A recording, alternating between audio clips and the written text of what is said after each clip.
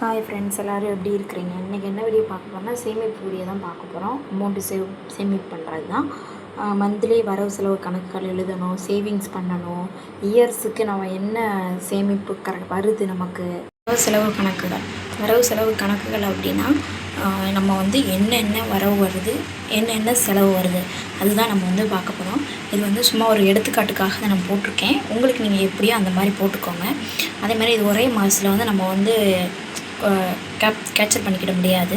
நம்ம வந்து ஒரு 4 மாதம் 5 மாதம் போனால் தான் நமக்கு இது வந்து புரியவும் செய்யும், நமக்கு ரெகுலராக வந்து கொண்டு போகவும் முடியும். நீங்களும் எழுதி பாருங்கள், கண்டிப்பாக உங்களுக்கும் செட் ஆகும். இது நீங்கள் எப்படி கணக்கு போடுவீங்கன்னு சொல்லிவிட்டு கமெண்டில் சொல்லுங்கள். ஃபஸ்ட்டு என்ன அப்படின்னா, மந்த்லி லாஸ்ட்டு நம்ம வந்து எழுதி வச்சுருக்கிறதுலாம் கணக்கு போடணும். இந்த மாதம் நம்ம எக்ஸ்ட்ரா என்ன செலவு பண்ணியிருக்கோம் அப்படி சொல்லிட்டு கணக்கு போடணும்.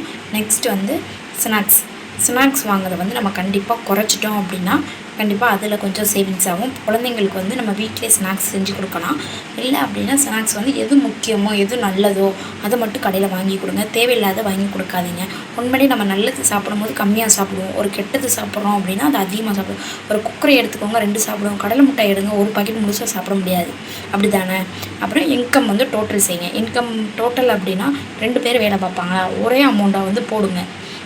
அதை போட்டு மொத்தமாக கூட்டி போடுங்க. இல்லைனா உங்கள் அமௌண்ட்டு லோன் கட்ட, என்னோடய அமௌண்ட் வந்து வீட்டு இது பார்க்க அப்படி சொல்லி கூட நீங்கள் வந்து பார்க்கலாம். அந்த மாதிரி கூட நீங்கள் வந்து எழுதி வச்சுக்கலாம். நெக்ஸ்ட்டு வந்து ஆன்லைன் ஆர்டர்னால் சும்மா ட்ரெஸ்ஸை மட்டும் சொல்லலை. இப்போ சென்னை இந்த மாதிரி டவுனில் உள்ளவங்களாம் வந்து என்ன பண்ணுறாங்கன்னா, ஆன்லைனில் ஆர்டர் போட வேண்டியது, சாப்பிட வேண்டியது இதுதான். ஆனால் நம்ம 5 ரூபாய்க்கு இங்கே வாங்குகிற, நம்ம சமைக்கிற இட்லியோ ஒரு பக்கத்து கடையில் வாங்குறதோ ஆன்லைனில் ஆர்டர் வாங்கினா 15 ரூபா. அப்படி தான் இப்போ வந்து காலங்கள் வந்து மாறிக்கிட்டு இருக்கு. அதை நம்ம கம்மி பண்ணணும்.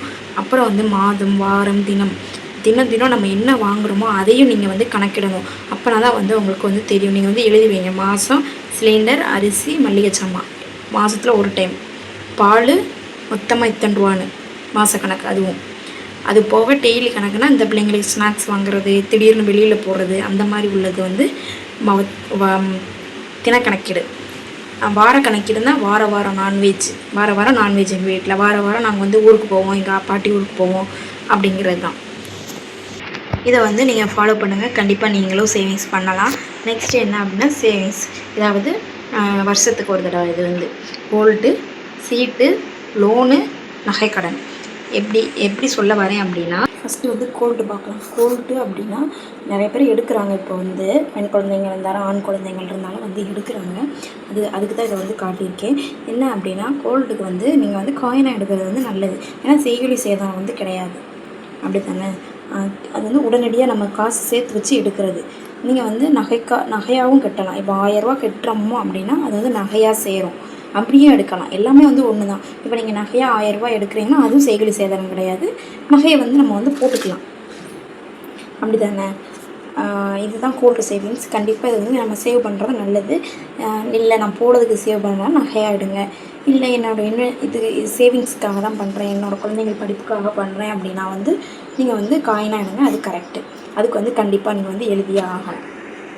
கோல்டு வந்து நான் மாதம் இவ்வளோ கட்டுறேன், அப்படி கட்டுறதுனால நம்ம வீட்டில் எடுத்து வைக்கணும். இல்லை என்னால் மாதம் போய் கட்ட முடியாது அப்படின்னா சீட்டு. இப்போ வந்து நிறையா பேர் சீட்டு பிடிக்கிறாங்க. அந்த சீட்டு வந்து நமக்கு லாபம் இருக்கணும். அந்த மாதிரி சீட்டு தான் நீங்கள் வந்து போடணும். அப்போனா தான் நமக்கு வந்து லாபம் கிடைக்கும். இந்த சீட்டு எடுத்து வருஷத்தில் ஒரு டைம் போய் நம்ம கோல்டு எடுக்கலாம். இதுவும் ஒரு பெஸ்ட்டான ஆப்ஷன் தான். அடுத்து வந்து லோனு அப்படின்னா சும்மா நம்ம ஷாப்பிங் பண்ணுறது, அது வாங்குறது, அந்த லோனை நான் வந்து சொல்லலை. ஃபஸ்ட்டு வீடு கட்டுறது. ஒரு சில வீடு கட்டுறதுக்கு வந்து லோன் வாங்கியிருப்பாங்க. அது கண்டிப்பாக அந்த வீடு கட்டுறதுனால லோனை வந்து நம்ம அடைக்கணும். 2வது கோல்டு லோன் எடுத்து கோல்டு எடுப்பாங்க. அப்படி உள்ளவங்களுக்கும் லோன் வந்து இருக்கும். ஏன்னா இந்த ரெண்டையும் எப்படி அடைக்கலாம் அப்படின்னா, வீட்டில் நம்ம வந்து மிச்ச காசு சேவிங்ஸ் பண்ணதை வச்சு லோன் அடைக்கணும். இல்லை கோல்டு லோன் தான் நான் எடுத்திருக்கேன்னா, நீங்கள் வாங்குகிற லோனில் கோல்டை போய் அடகு வச்சுட்டு மறுபடியும் நீங்கள் கோல்டு லோனை அடைக்கணும். அடைச்சிட்டிங்கன்னா உங்களுக்கு வந்து எது கம்மியாக இருக்கோ அதை வந்து நீங்கள் ஃபாலோ பண்ணுங்கள், அது கரெக்டாக இருக்கும். ஏன்னா நம்ம லோனை பொறுத்த வரைக்கும் நம்மகிட்ட எவ்வளோ இருக்கோ, எவ்வளோ நம்ம அப்ளை பண்ணி வாங்குகிறோமோ அவ்வளோ தான் கட்ட முடியும். அதுவே நம்ம கடையில் போய் அடகு வச்சு நம்ம பொருள் வாங்கியிருந்தோம் அப்படின்னா சீக்கிரம் அடைச்சிடலாம். நம்மகிட்ட காசு இருக்கும்போது கட்டிக்கலாம். இப்போ அந்த ஆப்ஷன் இருக்குது, உங்களுக்கு தெரியுமான்னு கமெண்டில் சொல்லுங்கள். நெக்ஸ்ட் வந்து நகை வந்து நம்ம அடகு வச்சுருப்போமா, அதை திருப்பதுக்கு வந்து மந்த்லி வீட்டில் சேவிங்ஸ் பண்ணணும். மாதம் 2000, 4000, 1000, இந்த மாதிரி நீங்கள் சேவிங்ஸ் பண்ணால் கண்டிப்பாக நகையை வந்து நீங்கள் வந்து அடைக்கலாம். இது வந்து நம்ம வந்து கெட்டுறதுக்கு வந்து நான் சொன்னேன். இது வந்து இயர்ஸ்க்கு வந்து நம்ம என்ன பண்ணலாம், கோல்டு காயின் எடுக்கலாம், சில்வர் காயின், தீபாவளி, பொங்கல், கோயிலுக்கு போகிறது, ட்ராவல் பண்ணுறது. இந்த கோயிலுக்கு வேண்டுதல் எல்லாம் போட்டிருப்போமா, அந்த வேண்டுதல் நிறைவேற்றுக்கு நம்ம காசுக்கு எடுத்து வைக்கணும். ட்ராவல் வருஷத்துக்கு ஒரு டைம் கண்டிப்பாக வெளியில் போகணுன்னு ஒரு சிலர் இருப்பாங்களா, அவங்க வந்து கண்டிப்பாக காசு சேவிங்ஸ் வந்து முதலே பண்ணி வைக்கணும். அப்புறம் தான் அப்போ வந்து நமக்கு கடன் வந்து இருக்காது, சேர்த்து வச்ச காசும் வந்து போகாது. இந்த ட்ராவலுக்கு வந்து நீங்கள் கண்டிப்பாக காசு சேர்த்து வைக்கணும். ரொம்ப லோ பட்ஜெட் அமௌண்ட் வந்து இருக்குது, எப்படி சொல்ல, சம்பளம் வந்து கம்மி, 10,000 15,000 அப்படி உள்ளவங்க வந்து தீபாவளி பொங்கலுக்கு ட்ரெஸ் எடுக்கணும்னு ஆசைன்னா அதை நீங்கள் சேவிங்ஸ் பண்ணி வச்சிங்கன்னா இயர்ஸுக்கு ஒரு தடவை நம்ம வந்து அதை யூஸ் பண்ணிக்கலாம். இது என்ன அப்படின்னா, இப்போ ஆகஸ்ட் மாதத்துக்கு வரவு செலவு அப்படின்னு நீங்கள் எழுதிக்கோங்க. இதுக்கு முன்னாடி நீங்கள் சேவிங்ஸ் பண்ணியிருந்தீங்க அப்படின்னா அதை வந்து எழுதி வைங்க. நான் ஒரு மாதத்துக்கு 5,000 போட்டு 8 மாதத்துக்கு 40,000 போட்டிருக்கேன். என்னஞ்சா 40. அப்புறம் மாத வரவு அப்படின்னா 2 பேர் சம்பளத்தையும் 40,000 அப்படின்னு ஒரு கணக்கீடாக நான் போட்டு வச்சுருக்கிறேன். இது வந்து ஒரு எடுத்துக்காட்டு தான். அடுத்து மந்த்லி செலவு வந்து எல்லா செலவுமே வந்து 20,000 அப்படின்னு எழுதியிருக்கிறேன்.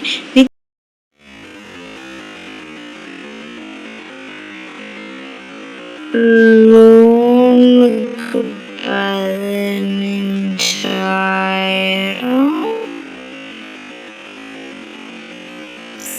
savings 5,000,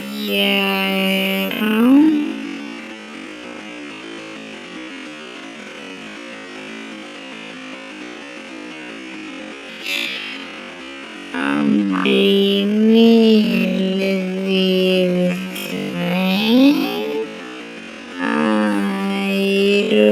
20,000 செலவு, 20,000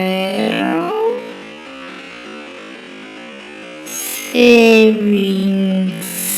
அப்படின்னு லோன்னா கோல்டு லோனு,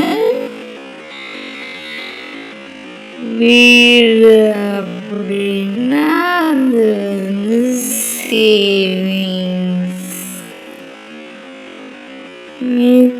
மித்தபடினா அது செலவுல எழுதணும்.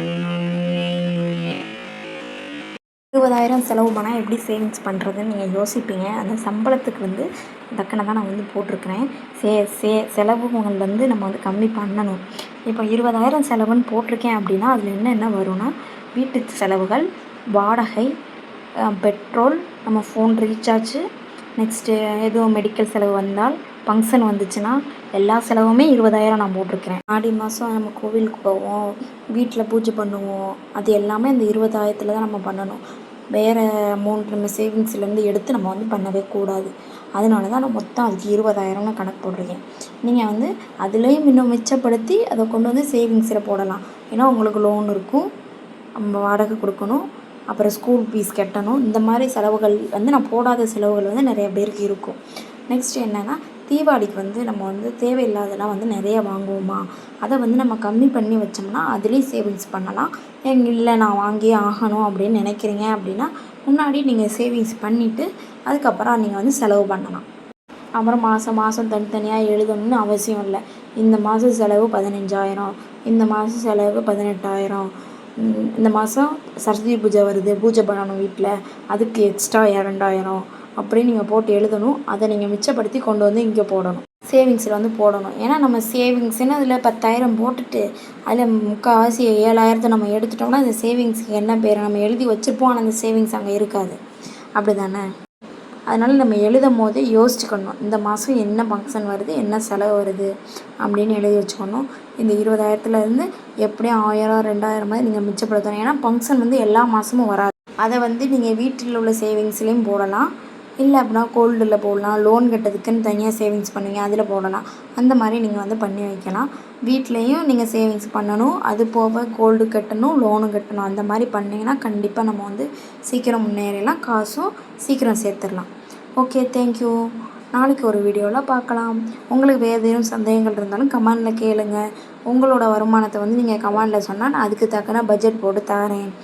வேணும்னா சொல்லுங்கள். ஓகே, பாய் பாய்.